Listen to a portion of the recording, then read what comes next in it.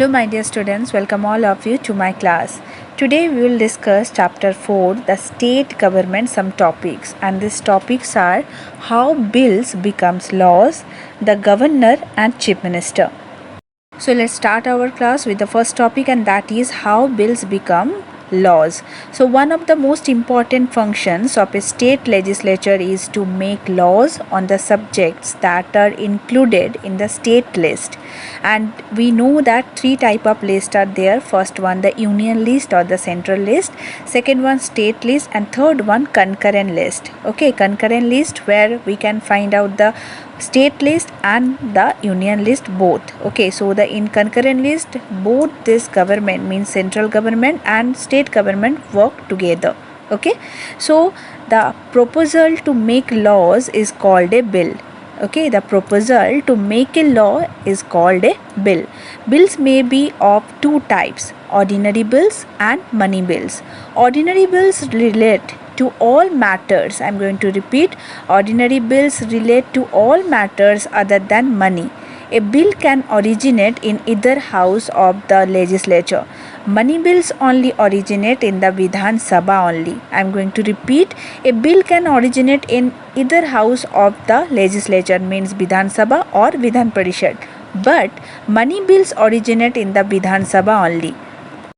Some procedure to pass an ordinary bill introduced in Vidhan Sabha. So first step is the bill is introduced in the house of the title of the bill is read out. This is called the first reading. I am going to repeat, the bill is introduced in the house and the title of the bill is read out, and this is called the first reading, means the introduction part of the bill should be there. Okay, second reading is the most important stage in the passing of a bill.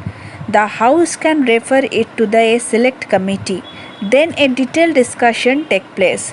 Means कुछ positive side अगर हो तो उसको add किया जाता है, कुछ negative side है तो उसको डिडक्ट किया जाता है ये स्टेज पे. Okay, and third reading is the formality after which it goes to the other house where the same procedure is follow. After a certain time, the bill is considered to be passed by both houses. It is then sent to the governor for his assent. In case of money bills, the Legislative Council can only make recommendations. It can only delay the passage of a bill for only 14 days. It is passed in the Vidhan Sabha, which has the final say in money matters. Now we are going to discuss the governor. The executive power of the state is vested in the governor. All the executive actions are taken in the name of the governor. Every state has a governor, and at times the same person may officiate as the governor of two states. The governor of the state is not elected but is appointed by the President of India. What is the qualification for this appointment for a governor job? So the first one, he or she must be a citizen of India. He or she must be less than 35 years of age. He or she must not hold any office of profit. He or she must not be an elected members of the parliament or any state legislative assembly. But if a member of the legislature is appointed as a governor, the member should resign from his or her membership.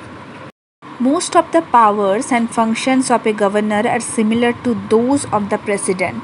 So the executive powers means the appointing power. We can say the all executive powers of a state government are vested in the governor.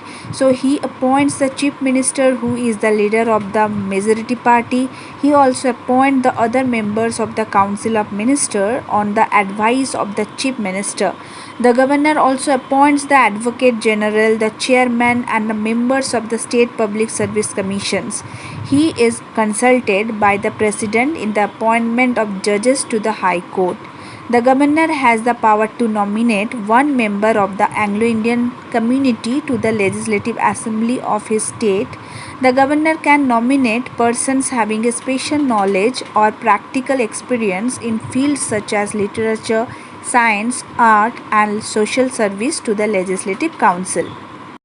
Legislative powers of governor. The governor has the power to summon, means addressing, and postpone the session of the state legislature. He or she can dissolve the state legislature. Dissolve means close. On certain occasion, when the state legislature is not in a session, the governor can issue orders called ordinance. These ordinances are submitted to the state legislature at its next session. They are valid for not more than 6 weeks for the date when the state legislature begins its session.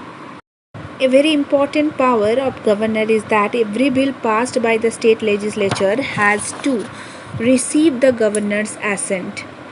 The judicial powers of governor, he or she also the powers to grant pardon or the reduce the punishment or sentence passed by the courts under the state's law. Discretionary powers mean special powers of governor. The governor has some powers which he or she can use on his or her own in special situations.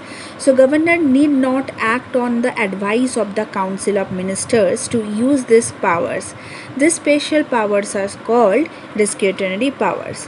So if no single party has a majority in the assembly, the governor can use his or her discretion in appointing the chief minister. The governor can use his or her discretionary power to reserve any bill for the consideration of the president.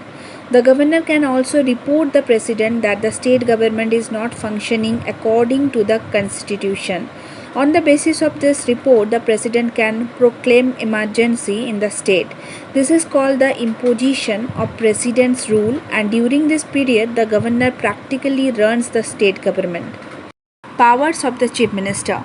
The chief minister is the head of the council of ministers and enjoys a special position. He or she is the leader of the party in majority in the legislative assembly. The chief minister has the power to select other minister, and these ministers hold office at the pleasure of the chief minister. The chief minister distributes portfolios means department to the ministers. He or she can also transfer a minister from one ministry to another. The chief minister is the chairman of the cabinet. He or she summons or addressing its meetings and presides over them. The work of different departments is coordinated by the chief minister. He or she is a link between the governor and the council of ministers. All the decisions of the council of ministers are communicated to the governor by the chief minister. So my dear children, that's the end for today's session. We will meet in our next class with new topics. Till then, bye. Take a very good care of yourself and happy learning.